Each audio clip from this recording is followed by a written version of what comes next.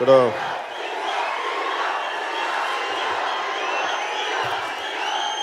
వకీల్ సాబ్ ఈ ఫంక్షన్ కోసం వచ్చిన టీవీల్లో వీక్షిస్తున్న ప్రతి ఒక్కరికి, అభిమానులకి, ఆడపడుచులకి, పెద్దలకి, ఈ ఆడిటోరియంలో ఉన్న అతిథులకి, పెద్దలకి, ఆడపడుచులకి, నాకు గుండె చప్పులైన నా అభిమానులకి, ప్రతి ఒక్కరికి పేరు పేరున నా హృదయపూర్వక నమస్కారాలు. ఈ సినిమా ఫంక్షన్ చాలా సంవత్సరాలు అయిపోయింది కదా. ఇప్పుడు బండ్ల గణేష్ లాగా మనం మాట్లాడలేము. ఏదో పొలిటికల్ సభలు అయితే మాట్లాడచ్చు, కానీ ఇక్కడికి వచ్చి ఏం మాట్లాడమంటారు కష్టంగా. నాకు 3 సంవత్సరాలు నేను సినిమా చేయలేదు అన్న భావన నాకు కలగలేదు. ఎప్పుడు నేను నా గుండె, నా మనస్సు మన దేశం కోసం, మీకోసం కొట్టుకుంటా తప్ప ఏ పని చేసినా, ఒక పుస్తకం చదివినా, ఒక వాక్యం రాసుకున్నా మన సమాజం కోసం, మన దేశం కోసం ఉంటుంది. కాబట్టి సినిమాల్లో నేను 3 సంవత్సరాలు నేను చేయలేదంటే నాకు అసలు అనిపించలేదు, నా కాలం అనిపించలేదు. అలాగే నేను ఇందాక మీరు ఇంటుంటేనే విన్నాను, సినిమా పరిశ్రమకు వచ్చి నేను 24 సంవత్సరాలు అయిందంటే కూడా నాకు తెలియట్లేదు. నాకు పని చేసుకుంటే వెళ్ళిపోయాను, నాకు తెలియదు. ఇందాక ప్రతి ఒక్కరు మాట్లాడుతూ ఉంటే దిల్ రాజు గారు లాంటి వ్యక్తితోటి తెలుగు చిత్ర పరిశ్రమలో ఒక మహోన్నతమైన స్థానానికి వెళ్ళి చాలా అద్భుతమైన విజయాలు సాధించి, అలాంటి నిర్మాత నాతో సినిమా చేయడానికి నిజంగా నేను చాలా అదృష్టంగా భావిస్తున్నాను. ఎందుకు చెప్తున్నానంటే ఈ మాట, ఎప్పుడు నేను కళలు కనేవాళ్ళని నేను చాలా ఇష్టపడతాను. నేను ఏదైనా సరే ఒక కళ కనాలి, ఇది నేను సాధిస్తాను, ఈ స్థాయికి వెళ్తాను. అది శేషేంద్ర గారు చెప్పినట్టుగా కలలు కను, కలలు కను, కలలు కను. నీ కళల్ని తొక్కుతూ నడుస్తున్న పాదాలని ఖండించే వరకు కలలు కను. అలా ఎన్నో కళలు కన్నారు ఆయన. నేను తొలి ప్రేమ నా స్నేహితుడు ఆనంద్ సాయిని యాదాద్రి ఆర్కిటెక్ట్, ప్రతిష్టాత్మకమైన మన తెలంగాణలో యాదాద్రి ఆర్కిటెక్ట్గా ఆయన ఆధ్వర్యం రూపుదిద్దుకున్న యాదాద్రి టెంపుల్ ఆర్కిటెక్ట్ నా స్నేహితుడు ఆనంద్ సాయిని కూడా స్టేజ్ పైకి ఆహ్వానిస్తున్నాం. అంటే తొలి ప్రేమ మేము తన ఆర్ట్ డైరెక్టర్ చేసేటప్పుడు దిల్ రాజు గారు ఆ సినిమా అప్పుడు నిర్మాత జీవీజీ రాజు గారు పట్టుకొచ్చి, ఈయన అంటే సినిమా ఏమీ అంటే స్టార్ట్ అవ్వలేదు, ఒక పోస్టర్ చూసి ఆయన నేను ఈ సినిమా కొంటానంటే నాకు ఆశ్చర్యం. ఎవరు వచ్చారంటే సినిమా స్టార్ట్ చేయకముందు ఎవరు కొంటారంటే నా రాజుగారిని ఉంటారు, ఆయన వచ్చి కొంటారంటే నాకు అనిపించింది ఆయనకు ఒక సెన్స్ ఉంది, ఆయనకి హార్ట్ సెన్స్ అంటారు. అంటే విజయం ఎక్కడ ఉందో సెన్స్ చేయగల వ్యక్తి ఆయన. అంటే అంత ప్యాషన్ ఎలా ఉంటుంది అంటే, అంత సినిమా మీద వ్యక్తులు, ఎలాంటి వ్యక్తులు కలుస్తున్నారు, వాళ్ళ ప్యాషన్ ఎంత కష్టపడగలరు, ఇలాంటివన్నీ ఆయన చిన్న స్థాయి నుంచి వచ్చిన వ్యక్తి కాబట్టి అర్థం చేసుకొని మాకు ఆ రోజు నుంచి అండగా నిలబడ్డ వ్యక్తి. ఎన్నో నా సినిమాలన్నీ దాదాపు ఆయన డిస్ట్రిబ్యూషన్ చేసి, సినిమా చేయకూడదు అనుకోలేదు, చేయాలనుకోలేదు, ఎప్పుడు మా ఇద్దరికి కలయిక ఎప్పుడు జరగలేదు. కానీ ఈ రకంగా వకీల్ సాబ్ ద్వారా జరగటం నాకు నిజంగా చాలా ఆనందంగా ఉంది. ఆయన లాంటి ఒక అద్భుతమైన నిర్మాతను ఇంకా ముందుగానే చేస్తుంటే చాలా బాగుండేది అనిపించింది. కానీ మనం మనస్ఫూర్తిగా చెప్తాం. కాకపోతే నాకు సినిమాల కోసం నేను కథలు అడగలేను, నా కోసం సినిమాలు చేయండి, ఆలోచించండి, నేను ఎవరిని అడగలేను, యాచించలేను. అది నా దురదృష్టం, అడగలేను. అలాగే ఇందాక వేణు శ్రీరామ్ గారు మాట్లాడుతూ, నేను ఒక టైలర్ కొడుకుని నాకు అదృష్టం వచ్చిందని నాకు ఒకటే అనిపించింది. తను ఏంటంటే ఒకటే మాట అనిపించింది, నా తండ్రి ఒక కానిస్టేబుల్, పోలీస్ కానిస్టేబుల్ జీవితాన్ని ప్రారంభించిన అలాంటి స్థాయి నుంచి వచ్చిన మేము ఏ వృత్తి ఎక్కువ కాదు, ఏ వృత్తి తక్కువ కాదు అని సమానం. డిగ్నిటీ ఆఫ్ లేబర్ గౌరవించే వ్యక్తిని. కానీ నాకు చిన్న స్థాయి నుంచి వచ్చే వ్యక్తులు పైకి ఎదుగుతుంటే ఈ రోజున వేణు శ్రీరామ్ గారు తెలంగాణలోని వరంగల్ నుంచి, క్షమించాలి, కరీంనగర్ నుంచి అక్కడ చదువుకుంటూ ఉస్మానియా యూనివర్సిటీలో విద్యాభ్యాసం చేస్తూ ఆయన ఊళ్ళో ఉన్నప్పుడు సుద్దాల అశోక్ తేజ గారు ఆయనకి టీచర్గా ఉండి, ఇలాంటి వ్యక్తి ఈ స్థాయికి వచ్చి సినిమా చేయటం అంటే ఆ అవకాశం నేను ఇచ్చేది కాదు, ఎవరిచ్చేది కాదు, స్వశక్తితోటి తను సంపాదించుకుంది ఈ రోజున స్థానం. ఎవరిచ్చేది కాదు. వారి తల్లిదండ్రుల కష్టం, వారి పుణ్యం, వారి కుటుంబ సభ్యుల శ్రమ, తోడ్పాటు, ఆయన మేధాశక్తి, ఆయన మేధస్సు, ఇలాంటి అవకాశాలు తీసుకొస్తే తప్ప ఎవరో ఒక పవన్ కళ్యాణ్ ఇస్తున్న ఇంకొకళ్ళు ఎవరిస్తున్న వచ్చేది కాదు. స్వశక్తితో సంపాదించుకుంది ఈ రోజున. ఇలాంటి ఒక చక్కని దర్శకుడి దగ్గర నేను చెప్తున్నాను మీకు ఈ రోజున, ఇలాంటి చక్కని దర్శకుడి దగ్గర నాకు నటించడం నేను అదృష్టంగా భావిస్తున్నాను మనస్ఫూర్తిగా. అలాగే ఈ సినిమా చేయడానికి నేను ఎప్పుడు సినిమాలు చేయకూడదు అనుకోలేదు, నేను యాక్టరే కావాలనుకోలేదు. నేను సభలో కూడా చెప్పాను, నేను ఎప్పుడు నటుడు అవ్వాలనుకోలేదు. ఏదో నా పాటికి ఏదో ఒక చిన్న, నేను త్రివిక్రమ్ గారికి నేను ఒక మాట చెప్తా ఉంటాను, నేను చాలా చిన్న జీవితం గడపాలనుకునేవాడిని. నన్ను ఎవరు గుర్తించకుండా ఒక చిన్న పర్ణశాలలో కూర్చొని ఒక జీవితం, ఒక చిన్నపాటి ఒక దిగువ మధ్య తరగతి జీవితం గడపాలి అని అనుకుని ఆశించేవాడిని. అది తప్ప నాకు అన్నీ తీరినేది. అదొక్కటి నేను కోరుకునేది నా జీవితం జరగదు. నన్ను ఎవరు గుర్తించకూడదు, నన్ను ఎవరు చూడకూడదు అనుకుంటే అది తప్ప అన్నీ జరిగింది. త్రివిక్రమ్ గారు అన్నారు, ఈ జన్మకి ఇది మర్చిపోండి, మీకు చిన్న జీవితం రాదు, మర్చిపోను అని. ఇప్పుడు సెటిల్ అవ్వాల్సి వచ్చింది. అంటే నాకు నటుడు అవ్వాలనుకుంటే నేను అనుకోలే. కాకపోతే నేను ఏం కోరుకుంటానంటే సీఎం జరగాల, మనం కోరుకుంటే వచ్చేది కాదు. మీ గుండెల్లో స్థానం సంపాదిస్తాను నేను కలగన్నానా? నా పని నేను చేసుకుంటూ వెళ్ళిపోయాను. సమాజం కోసం, దేశం కోసం మన పని మనం చేసుకుంటూ వెళ్ళిపోతాం. అది ఉన్నతమైన స్థానం ఇచ్చిన సంతోషం. మీ గుండెల్లో మించిన ఉన్నతమైన స్థానం నాకు ఏది ఎక్కువగా, దేని ముందు మీ గుండెలో ఉన్న ఉన్నత స్థానం అంటే మించింది ఏది లేదు. అంతే. దాంతోపాటు ఇదేనా వస్తే చూద్దాం అంతే తప్ప నేను దానికోసం వెంపర్లాడే వ్యక్తిని కాదు. ఏమి ఆశించకుండా నేను సమాజం కోసం పనిచేసే వ్యక్తిని, సమాజ హితం కోసం పనిచేసే వ్యక్తిని. సినిమాని కూడా అనేక సందర్భాల్లో కూడా చెప్పాను. నిన్న తిరుపతి మీటింగ్లో ఏదో మాట్లాడుతూ అక్కడ నేను ఒక బాలాజీ కాలనీలో అని చెప్పి అక్కడ నేను యోగాభ్యాసం చేసేవాడిని.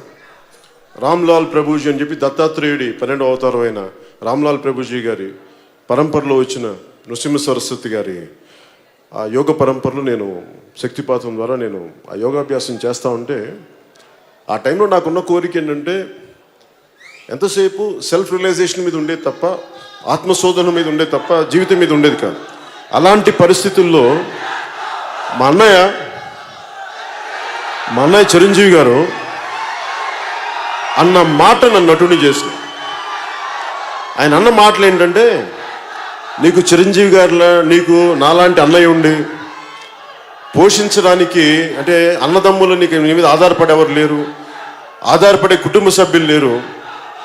ఇవి కాకుండా నువ్వు ఒక నటుడయ్యి ఏదో ఒక పని చేసుకొని ఇదే స్పిరిచువాలిటీ గురించి మాట్లాడగలవంటే నాకు ఆ రోజు నిజమే అనిపించింది.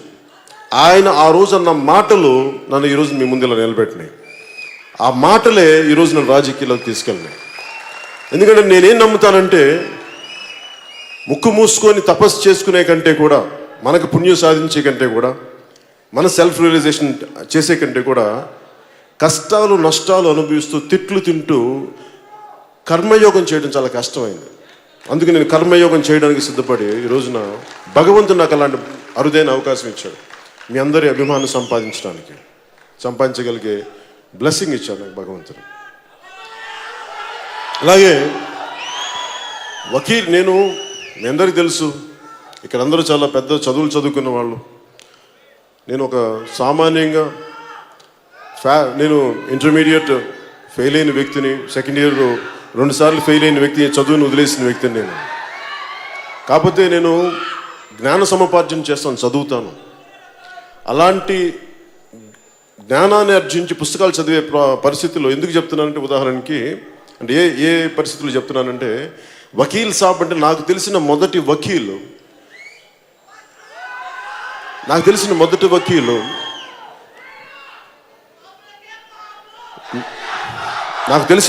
వకీలు నాని పాల్కీవాలా గారు అని చెప్పి ఎమర్జెన్సీ టైంలో మనకి మానవ హక్కులు ఉల్లంఘన జరుగుతూ ఉంటే దానికోసం చాలా బలంగా వాదించిన వ్యక్తి. కేశవానంద భారతి మనకి ఈ కేసు మీద చాలా బలంగా వాదించిన వ్యక్తి. నాకు ఆయన స్ఫూర్తి. చిన్నప్పుడు ఎప్పుడు మా నాగబాబు గారు, మా సెకండ్ బ్రదరు, ఆయన లా చదివేటప్పుడు ఆయన ఒక నాని పాల్కీవాలా పుస్తకం చదివేవాడిని. నాకు అప్పటి నుంచి ఆ లాయ వృత్తి మీద నాకు చాలా గౌరవం. నాకు అంటే ఒక వ్యక్తి నిజంగా మానవ హక్కులు ఉల్లంఘన జరిగితే ఇలా చేయొచ్చా అనేది. అలాగే నాకు తెలిసిన ఇంకొక లాయరు భువనగిరి చంద్రశేఖర్ గారు అని చెప్పి, ఆయన ఎంత అద్భుతమైన గుంటూరు జిల్లాకు చెందిన ఆయన ఒక మానవ హక్కుల లాయర్. ఆయన ఏ స్థాయికి పనిచేశారంటే, చుండూరులో దళితుల్ని ఊచకోతకొస్తే వాళ్ళ కోసం బలంగా నిలబడ్డ వ్యక్తి ఆయన. అంటే ఆయన ఎంత స్థాయికి అయిపోయారంటే, ఆయన జీవితం కూడా కోల్పోయి ఆయన క్యాన్సర్ వచ్చి చనిపోయారు ఆఖరి దశలో. బట్ క్యాన్సర్తో సఫర్ అవుతూ కూడా, కీమోథెరపీ తీసుకుంటూ కూడా, ఆ కోర్టులో వాదనలప్పుడు ఆయన మార్ఫైన్ ఇంజెక్షన్ తీసుకొని మరి వాదించేవారని చెప్పారు నాకు. అలాంటి ఒక ఆయన ఈ రోజున మన మధ్యలో లేరు. ఆయన చనిపోయారు. నాకు కరెక్ట్ చెప్పాలంటే అత్తారింటికి దారి షూటింగ్ మధ్యలో చనిపోయారు. ఆయన నాకు పుస్తకం పంపించారు, సాకో వాంజిట్ అని. నాకు పరిచయం కొత్తల్లో ఆయనకి నాకు చాలా సాన్నిహిత్యం ఉండేది. సో నాకు ఎప్పుడు కూడా మానవ హక్కుల కోసం పోరాడే న్యాయవాదులు అంటే నాకు చాలా అపారమైన గౌరవం. ఒక బాలగోపాల్ గారు కానీ, ఇలాగే భువనగిరి చంద్రశేఖర్ కానీ, ఒక నాని పాల్కీవాలా కానీ, అలాగే అనేక మంది ఈ న్యాయవాది వృత్తిలో ఉండి ప్రజల హక్కుల కోసం పోరాడే వ్యక్తుల మీద నాకు అపారమైన గౌరవం. అలాంటి పాత్ర నాకు ఈ వకీల్ సాబ్ ద్వారా చేయడానికి నాకు నిజంగా అదృష్టంగా ఈ పాత్ర చేయడానికి నిజంగా చాలా అదృష్టం చేసుకున్నాను అనిపించింది. ఎందుకు ఈ మాట అంటున్నానంటే, ఒకటి పింక్ సినిమా, ఇది సుజీత్ సర్కార్ వారి రైటర్స్ బృందం రాసిన ఒక అద్భుతమైన స్క్రిప్ట్ని నేను చిన్నప్పుడే నుంచి ఎవరితోనా, అంటే మీరు ఎలా ఫీల్ అవుతారో నాకు తెలుసు, మీ గుండెలో ఎలాంటి ఒక అభిమానం ఎలా ఉంటుంది, అది నేను అమితాబ్ బచ్చన్ మీద నాకుండే. అమితాబ్ బచ్చన్ గారి మీద నాకు పిచ్చి అభిమానం ఉండేది. నాకు ఆయన కోసం మీలాగా నేను గొడవలు పడిపోయేవాడిని. ఎంతెందుకు మా సొంత చిన్న మా నాగబాబుతో గొడవలు పడేవాడిని. వాళ్ళు కావాలేదు అంటే నేను గొడవ పడేవాడిని, కొట్టడానికి వెళ్ళిపోయేవాడిని. అలాంటి అమితాబ్ బచ్చన్ గారు నటించిన పాత్ర నేను చేయాలంటే అసలు నాకు మనసులో కూడా రాలేదు. చూశాను, మామూలుగా సినిమా చూసాను, చాలా బాగుంది అనుకున్నాను, కానీ ఎప్పుడు నేను సినిమాలు చేస్తాను లేదు ఏం అనుకోలేదు. అలాంటి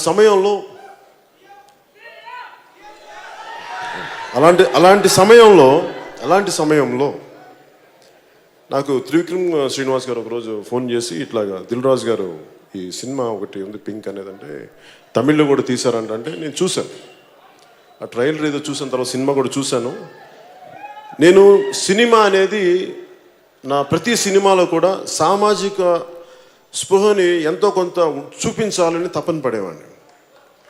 కేవలం ఎంటర్టైన్మెంటే కాదు, కొంత సామాజిక స్పృహ. అంటే సినిమా అనేది చాలా విశిష్టమైనది, అది చాలా బలమైనది. అది అలాంటి కళ ద్వారా సామాజిక స్పృహని ఎంతో కొంత మనం ఒక కాపాడుకునే ఒక అంశాలు కానీ పెట్టగలిగితే మనం కొంత సమాజానికి మేలు చేసిన వాళ్ళు అవుతామని చెప్పి ఖుషీలో కానీ ఏ సినిమాలో కానీ మా మొదటి సినిమాల నుంచి ఆ పాటల రూపంలో పెట్టడానికి అది నా ఆకాంక్ష. అది ఏదో పంచుకోవాలని ఒక తపన నన్ను అలాంటి పాటలు చేయనిచ్చింది. ఐటమ్ సాంగ్ బదులు దేశభక్తి పాటలను కోరుకునేవాడిని. చాలామంది చిరాకు వచ్చేది నేనంటే, మంచి గ్లామర్ పాటలు చేయొచ్చు కదా అంటే, నాకు అలా ఏమో నాకు దేశం గురించి మాట్లాడటంతో తృప్తి ఐటమ్ సాంగ్స్లో చేస్తే నాకు ఎప్పుడు తృప్తి రాలేదు. ఐటమ్ సాంగ్స్ నేను తప్పని కూడా చెప్పను. నాకు చేయడానికి నా ప్రిఫరెన్స్ పేట్రియాటిక్ సాంగ్స్. మరి ఒక్కోసారి మరి ఎక్కువసార్లు మన హరీష్ శంకర్ కానీ గణేష్ గారిని ఇబ్బంది పెట్టి నన్ను ఆ కెవ్వు క్యాక్స్ పాట చేయించారు. ఆ పాట చేయడానికి చచ్చిపోయాను నేను, చేయలేక. సరే ఏదో కళ్ళజోడు పెట్టుకొని కళ్ళజోడు ఒక ఎక్స్ప్రెషన్ కనిపించుకుని చేసేసుకుని వెళ్ళిపోయాను. కానీ కథ మీ ఆనందం కోసం కొంత నేను చేయడానికి కొన్ని సిద్ధం, కాకపోతే అది పరిమితులు మించకూడదని కోరుకుంటాం. సో మళ్ళీ ఈ వకీల్ సాబ్ సినిమాకి వస్తే, ఈ వకీల్ సాబ్ సినిమా నేను అక్క చెల్లెళ్ళతో పెరిగిన వాడిని. మా చెల్లెలు ఇక్కడే ఉంది. అక్క చెల్లెళ్ళతో పెరిగిన వాడిని, మా వదిన పెంపకంలో పెరిగిన వాడిని, మా తల్లి, మా అమ్మ, మా చిన్నమ్మలు వీళ్ళతోటి అత్యంత అన్యోన్యత మెలిగేవాడిని. ఎక్కువ మంది నా జీవితం చుట్టూ మా పెదనాన్న పిల్లలు కానీ, నెల్లూరులో కానీ, ఎక్కడైనా సరే నేను ఆడపడుచులు, మా అక్కలు కానీ, మా పిన్నులు కానీ, మా అత్తలు కానీ నన్ను గుండెల్లో పెట్టుకుని పెట్టారు. వాళ్ళ మీద ప్రేమ. నాకు ఎప్పుడు సినిమా పట్ల అంత గౌరవం. ఎందుకంటే స్త్రీ పాత్ర మీద నేను ఎప్పుడు కించపరిచే పద్ధతులు ఎందుకు చేయనంటే, నేను మా ఇంట్లో ప్రతి ఒక్కరు కూడా కలిసి ఒక కుటుంబంతో సినిమా చూడాలని కోరుకునేవాడిని నేను. అందుకనే సాధ్యమైనంత మేరకు కొంత అది విలువలనే పెద్ద పదం అంటే కూడా కొంచెం అందరూ ఆమోదయోగ్యంగా చూడాలి, అలాంటి సన్నివేశాలు ఉండాలని కోరుకునేవాడిని. అలాంటి నాకు ఈ వకీల్ సాబ్ సినిమా ముఖ్యంగా మా స్త్రీ శక్తికి, నేను పూజించే ఆదిశక్తికి గౌరవంగా, నాకు మా అక్కలకి, మా చెల్లెళ్ళకి, మా ఆడపడుచులకి, ఇక్కడ వేదిక పైన ఉన్న ప్రతి ఒక్కరికి, టీవీల్లో వీక్షిస్తున్న ఆడపడుచులందరికీ, తల్లులందరికీ, ఆడబిడ్డలందరికీ ఇది మా వంతు యజ్ఞంలో మీకు ఇచ్చే గౌరవంలో భాగంగా మేము సైతం ఒక చిన్న ఉడతా భక్తిగా మీరు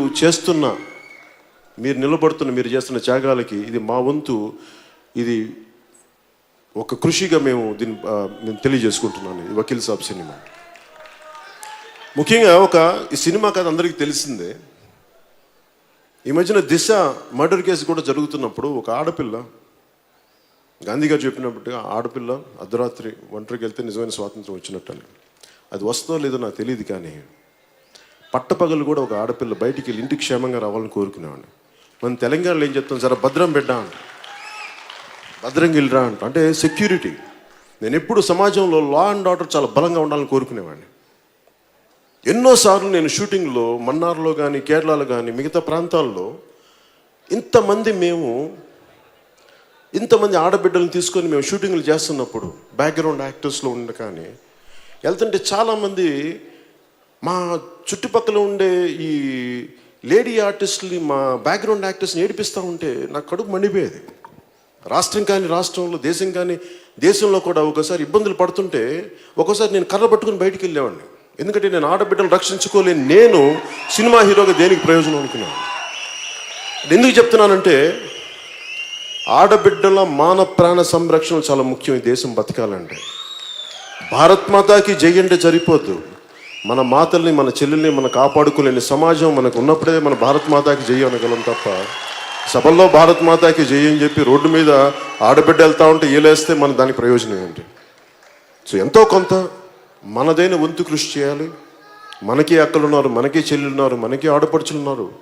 స్త్రీ లేనిదే సృష్టి లేదు. అలాంటి స్త్రీకి గౌరవం ఇవ్వకపోతే ఎట్లా? అలాంటి ఒక చక్కని అలాంటి నిస్సహాయ పరిస్థితిలో చిక్కుకున్న ముగ్గురు వర్కింగ్ ఉమెన్ కథ ఇది. వాళ్ళు వెళ్ళి ఒక చోట చిక్కుకున్నప్పుడు వాళ్ళ మీద బ్లేమ్ పడితే వాళ్ళని ఆదుకునే ఒక లాయర్ క్యారెక్టర్ చేయడం నిజంగా నాకు అదృష్టంగా భావిస్తూ ఉన్నాను. ఆ ముగ్గురు అమ్మాయిలుగా అంజలి గారు, అనన్య గారు, నివేదిత థామస్ గారు చాలా అద్భుతంగా చేశారు. చాలా అద్భుతంగా, ఫెంటాస్టిక్, బ్రిలియంట్ పెర్ఫార్మెన్సెస్ చేశారు. ఎంత చక్కగా పెర్ఫార్మెన్స్ చేశారంటే నేను వాళ్ళు ముచ్చటగా చూస్తూ ఉండిపోయాను. సో వాళ్ళు నేను చేయగలిగేది అలాంటి సీన్స్ ఎలా చేశారో, ముఖ్యంగా వేణు శ్రీరామ్ గారు కానీ లేదంటే వినోద్ గారు కానీ అన్ని సినిమాల్లో లాగా 2 డైలాగులు చెప్పి కట్టని కాదు, ఎంటైర్ సీన్. ఒక కోర్ట్ రూమ్ అంటే ఎంటైర్ సీను 6 కెమెరాలు పెట్టేసి ఒక నిజ జీవితంలో ఎలా వాదోపవాదాలు ఎలా జరుగుతాయి అలా చేశాను. ఇది కొంచెం నేను అన్ని సినిమాల కంటే కొంచెం ఎక్కువగా కష్టపడ్డాను ఈ సినిమా. ఎందుకంటే డైలాగులు నేర్చుకోవడానికి. సినిమా వదిలేసి కూడా మీరు చెప్పిన ఇందాక అందరూ చెప్తున్నారు, చాలా సంవత్సరాలు అయిపోయింది కాబట్టి కొంచెం డైలాగులు చెప్తుంటే మొత్తం డైలాగులు రాక కొంచెం భయం వేసింది. అందులో కొంచెం ఒళ్ళు దగ్గర పెట్టుకుని చేశాను ఈ సినిమా. ఇప్పుడు ఒళ్ళు దగ్గర పెట్టుకొని చేస్తాను, ఈ సినిమా మరింత ఒళ్ళు దగ్గర పెట్టుకుని. ఇలాంటి సినిమాకి ముఖ్యంగా ప్రతివాదు లాయర్గా ప్రకాష్ రాజ్ గారు నటించడం చాలా వన్నీ తెచ్చింది సినిమాకి. అంటే ఎందుకు మన వేణుగారు ఎందుకు నందా పెట్టారంటే మనకి బద్రీలో ఉన్నది బాగుంటుంది అంటే నాకు ఫైన్, సంతోషం అనిపించింది. నిజంగా చెప్పాలంటే ప్రకాష్ రాజ్ గారు ఉండటం వల్ల నిజంగా ఒకసారి ఒక బలమైన నటుడు మనకి ఎదురుగా ఉంటే పెర్ఫార్మెన్స్ బెటర్ అవుతుంది. అలాగా నా పెర్ఫార్మెన్స్ బాగుండాలి ఎన్ని ఏం చేయాలంటే దానికోసం కొన్ని ప్రత్యేకంగా దృష్టి పెట్టి దిల్ రాజు గారు ప్రకాష్ రాజ్ గారిని తీసుకురావడం నిజంగా ఆయనకి మనస్ఫూర్తిగా నేను ధన్యవాదాలు తెలియజేసుకున్నాను. అలాగే ప్రకాష్ రాజ్ గారికి నాకు కూడా మేము పొలిటికల్గా విభిన్నమైన దారుల్లో ఉండొచ్చాము, కానీ సినిమా పరంగా వచ్చేటికి మేమందరం ఒకటి. మేము ఆ మధ్యన ఛానల్స్లో కూడా నన్ను ఏదన్నా మాట్లాడితే నాకేం ఇబ్బంది ఏమి ఉండదు, అది ఆయన అభిప్రాయం, నేను గౌరవిస్తాను. కానీ సినిమా పరంగా వచ్చినప్పుడు మటుకు నాకు చాలా ఇష్టమైనటువంటి ప్రకాష్ రాజ్ గారు, చాలా ఇష్టమైనటువంటి గొప్ప నటుడు. అంటే మనకి హీరో ఒక పాత్రని ఎలా కాంప్లిమెంట్ చేయాలో బాగా గొప్పగా తెలిసిన ఒక బలమైన నటుడు. నిజంగా తెలుగు పరిశ్రమకి అలాంటి గొప్ప నటుడు ఉండటం మన అదృష్టం. అలాంటి గొప్ప నటుడితో నటించే అవకాశం కూడా నాకు ఈ సినిమా ద్వారా రావటం సుస్వాగతం. జల్సా తర్వాత నాకు ఈ సినిమా ద్వారా రావటం నిజంగా నాకు గుడుమ శంకర్ లేరు కదా, ఓకే, బద్రి. సో నాకు చాలా అదృష్టంగా భావిస్తాను. అలాగే తమన్ మీ గురించి మాట్లాడుతూ, తమన్ నాకు ఏ మేరా జహా అనే పాటకి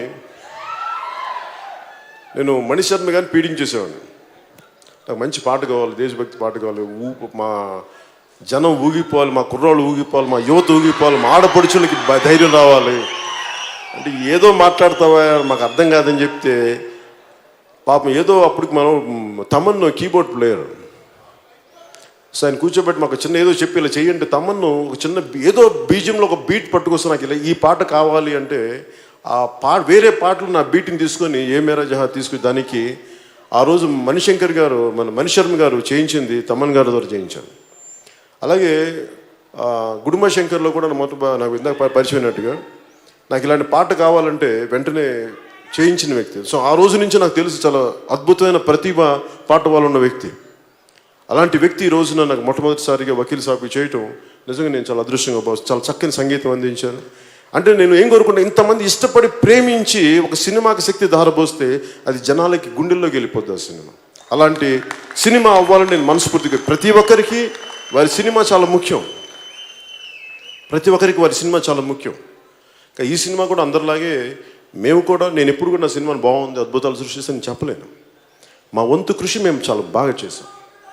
మా చేతిలో ఉన్నంత వరకు అందరం చాలా ఒళ్ళు దగ్గర పెట్టుకొని చాలా బాధ్యతతో చేసాం. ఎంత బాగుంటుంది, ఎంత విజయం సాధిస్తుంది అనేది మీ చేతుల్లో పెడుతున్నాం. అది మీరు మీ ఆశీర్వాద బలం అది. అందుకని అది ఇది 9th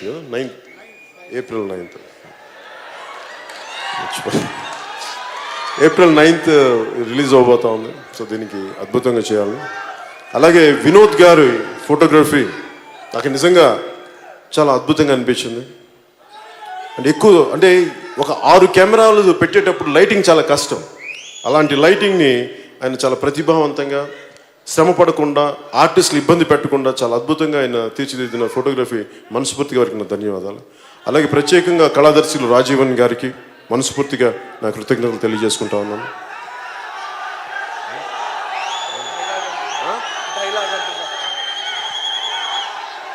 డైలాగ్ సినిమాలో అయినా మనం ఏం ఆడతాం.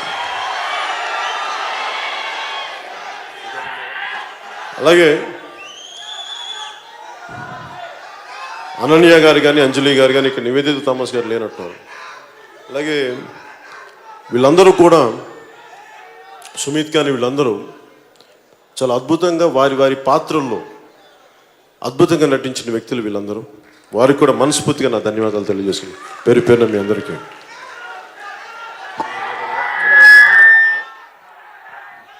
అలాగే ఈ ఫంక్షన్ ఇంత అద్భుతంగా అరేంజ్ చేసిన జేబీ మీడియా నరేంద్ర గారికి కూడా మనస్ఫూర్తిగా నా ధన్యవాదాలు తెలియజేసుకుంటాను. ముఖ్యంగా ఇందాక తమన్ గారి ట్రూప్ నుంచి ఈ ఆడపడుచులందరూ వచ్చి ప్రత్యేకంగా ఈ హిందుస్థానీకి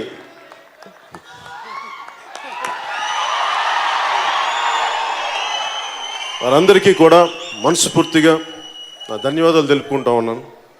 నేను ఎందుకు నేను చాలా సంగీత ప్రియుడిని, నేను ఎక్కువ చెప్పకపోవచ్చేమో కానీ నేను చాలా సంగీత ప్రియుడిని. నేను జానీ అయిపోయిన ఖుషి అయిపోయిన తర్వాత చాలా కాలం సినిమాలు చేయలేదు. ఏమేమి చేసి ఉండొచ్చు, ఒకటి వ్యవసాయం చేశాను, 2 సంగీతం నేర్చుకున్నాను, కర్ణాటిక్ సంగీతం. అంటే వైలిన్ వాయించేవాడిని నేను. అది జంట స్వరాల దాకా నేను వైలిన్ వాయించేవాడిని. అంటే నాకు సంగీతం పట్ల అంత మక్కువ, అంత గౌరవం. అలాంటి కర్ణాటక సంగీతం దీంట్లో ఈ రోజున మగువ పాట చేయటం, ముఖ్యంగా ఈ క్లాసికల్ సింగర్స్ అందరికీ, ట్రూప్కి ప్రత్యేకించి పేరు పేరున మీ అందరికీ నేను, మా ఆడపడుచులకి, మా చెల్లెలకి పేరు పేరున ధన్యవాదాలు తెలియజేసుకుంటాను.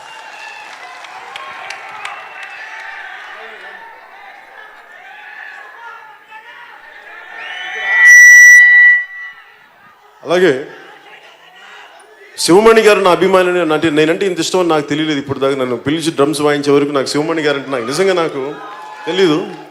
ఈయన సాక్షాత్తు శివస్వరూపం. ఆయన శివుడి ఢమరకం ఎలా ఉద్భవిస్తో తెలియదు కానీ ఈయన చూస్తే ఆ శివనాథం అణువున ఈయన అణువు మొత్తం బయటకు వస్తూ ఉంటుంది, ఉద్భవిస్తూ ఉంటుంది. ఆ శివస్వరూపానికి, ఆ సరస్వతి స్వరూపానికి మనస్ఫూర్తిగా మీ అందరి తరపున నేను ధన్యవాదాలు తెలుపుకుంటాను. ఇందాక ఆయన ఇచ్చినట్టు 2 కర్రలు పెట్టి కొట్టమంటే శివస్వరూపాన్ని వ్యక్తి పక్కన కూర్చొని మనం ఏం కొట్టదాం, సరస్వతిని అవమానించకూడదు. మనకు తెలియదని పక్కకు వచ్చి మీరే వాయించని చెప్పాలి. సో నేను ఆయన మీద గౌరవంతో ఏదో సరదాగా ఆలోచించేది కాదు, చేసేది కాదు, చాలా బాధ్యత చేయాల్సింది. అలాగే ప్రత్యేకించి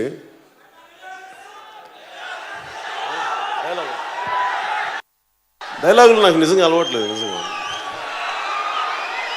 మర్చిపోయాను కూడా. సినిమా అయిపోయింది, ఆ సినిమా షార్ట్ అయిపోయిన వెంటనే డైలాగ్ మర్చిపోతాను. మళ్ళీ నాకు ప్రత్యేకించి డైలాగ్ ఏంటి, నాకు సినిమా డైలాగ్ ఏవి గుర్తుండవు నాకు. అదే ఏముంది, కోర్టులో వాదించడం తెలుసు, కోర్టు తీసుకొట్టడం తెలుసు, బాగుండదు అలా చెప్తే. ఆ కోర్టు, లైట్లు, డైరెక్టర్, యాక్షను, కెమెరా అని చెప్తేనే వస్తుంది ఆ డైలాగులు తప్ప ఇక్కడ కూర్చోబెడితే నాకు అలా రావు. అలాగే ఈ సభని చాలా అత్యంత చాలా చక్కగా నడిపిన సుమ గారికి కూడా మనస్ఫూర్తిగా నా ధన్యవాదాలు తెలుపుకుంటూ, ఇక్కడ ముఖ్యంగా మీరు లేకపోతే పవన్ కళ్యాణ్ లేట్ గుర్తుపెట్టుకోండి. నేను మనస్ఫూర్తిగా చెప్తాను, నేను మిమ్మల్ని ఇంప్రెస్ చేయాలనో లేదు, నాకు అలాంటి కోరికలు ఎప్పుడు. నేను ఎందుకు నమ్ముతానంటే సగటు ఏమాత్రం అండదండలు లేని వ్యక్తి, అలాంటి సమూహం నుంచి వచ్చినవాడిని నేను. మీ గుండె చప్పుడు నేను అర్థం చేసుకున్నవాడిని, మీ గుండెల్లో ప్రేమని గౌరవించేవాడిని, మీకోసం సినిమాల్లో ఒక ఆనందాన్ని ఇవ్వాలి అని పరితపించేవాడిని. కొన్నిసార్లు మీ ఆనందాన్ని తగ్గట్టుగా నేను సినిమాలు చేయలేకపోవచ్చేమో కానీ నా ప్రయత్నం లోపమైతే ఎప్పుడు ఉండదు. ఒకసారి భగవంతుడు కాలం మనం కరుణించదు. ఇప్పుడు కాలం కరుణించాలి, ఎక్కువ సినిమాలు చేయాలి. ఎందుకంటే ఇందాక బండ్ల గణేష్ చెప్పినట్టుగా నాకు చాలామంది పొగరు అనుకుంటారు. నన్ను అడగేది పొగరు నడుచుకుని వెళ్తే పొగరు ఎందుకు ఉంటుంది, ఏం చూసుకొని పొగరు ఉంటుంది? ఈ శరీరం నాది, ఆ పొగరు చూపించుకోవడానికి. పంచభూతాల నుంచి వచ్చిన ఈ శరీరం చూసి దేనికి పొగరు ఉంటుంది? తల్లిదండ్రుల నుంచి వచ్చిన శరీరం నేనేం తెచ్చుకున్నాను ఇక్కడి నుంచి? ఈ సక్సెస్ నాదా మీది? మీరు ఇచ్చిన సక్సెస్ని చూసి నాకెందుకు పొగరు ఉంటుంది? కాకపోతే ఎవరిని నేను ఎప్పుడు నా ప్రపంచంలో నేను బతుకుతాను. ఒకసారి నా ప్రపంచంలో నేను బతుకుతున్నప్పుడు మిగతా వాళ్ళకి పొగరులాగా అనిపిస్తుంది. నేనేం చేయలేను దానికి. పొగరంటే ఏంటంటే దారిని పోయి వెళ్ళేవాడిని కొట్టడం, మర్యాదగా బతుకుతున్న వాళ్ళ మీద దాడి చేయటం, అహంకారంతో ఆడబిడ్డల మీద, మాన ప్రాణాల మీద దాడి. అది పొగరు, అహంకారాలు అంటే. తల ఉంచుకొని కిందకెళ్ళి ఎవరిని పట్టించుకో, అది పొగరు అనుకుంటే మనం ఏం చేస్తాం? అలాగే సినిమాలు ఎందుకు చేయాలంటే, అరే మీరు సిమెంట్ ఫ్యాక్టరీలోనూ పాల ఫ్యాక్టరీలు పెట్టుకుని మీరు సినిమాలు చేస్తే రాజకీయం చేయకూడదా? నేను సభలో కూడా చెప్తా ఉన్నా నిన్న, ప్యాకెట్ క్లబ్లు నడిపేవాళ్ళు ఎమ్మెల్యేలు అవ్వచ్చు, పైరిబీలు చేసేవాళ్ళు రాజకీయాల్లోకి ఉండొచ్చు,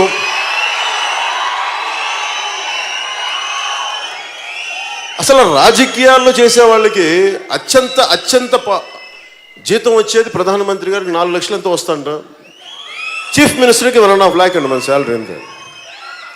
మరి 1.5 లక్ష 4 లక్షలు వచ్చే ఒక లక్ష లోపు వచ్చే ఎమ్మెల్యే పదవికి ఎందుకంత తప్పన పడిపోతారు? అంటే నేను ఒకటే చెప్పాను, సినిమాలు నేను అవినీతి చేయకుండా ఉండడానికి నేను సినిమాలు చేస్తున్నాను.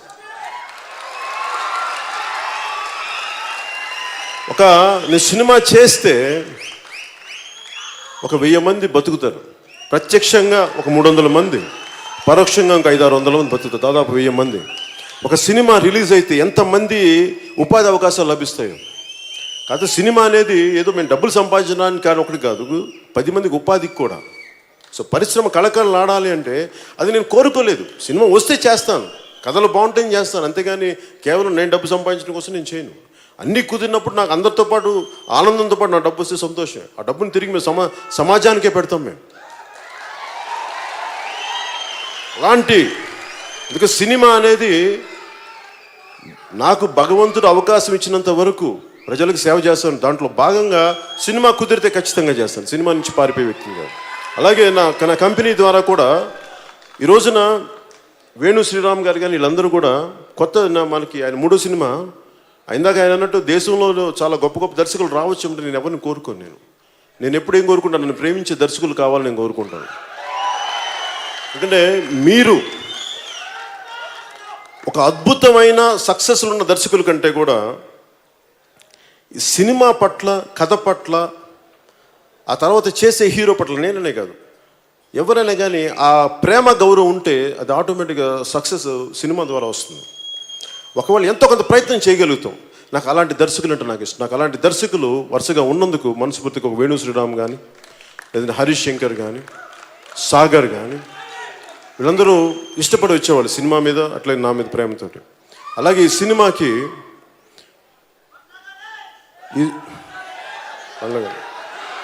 బండ్ల గణేష్ మొత్తం స్పాయిల్ చేస్తాడు ఆయన ఎంత. అలాగే నేను గౌరవం ఇచ్చి ఇక్కడ ఈ సభలో లేకపోయినప్పటికీ కొన్ని ప్రత్యేక రాలేకపోయారు ఆయన త్రివిక్రమ్ శ్రీనివాస్ గారు. మనస్ఫూర్తిగా నాకు ఈ సినిమా చేయడానికి మూలకారకులైన త్రివిక్రమ్ శ్రీనివాస్ గారికి, దాన్ని ముందుకు తీసుకొచ్చిన ఈరోజు వాస్తవం చేసిన దిల్ రాజు గారికి, దీన్ని తెరకెక్కించిన వేణు శ్రీరామ్ గారికి, ప్రతి ఒక్కరికి నేను రుణపడి ఉంటాను. మీ అందరికీ నా హృదయపూర్వక ధన్యవాదాలు. మీ అందరికీ పేరు పేరున ధన్యవాదాలు తెలుపుకుంటూ, భవిష్యత్తులో మీ అందరికీ సినిమా ఆనందం కలిగజేయాలి, బాధ్యత పెంచాలని మనస్ఫూర్తి కోరుకుంటూ సెలవు తీసుకున్నాను. జై హింద్.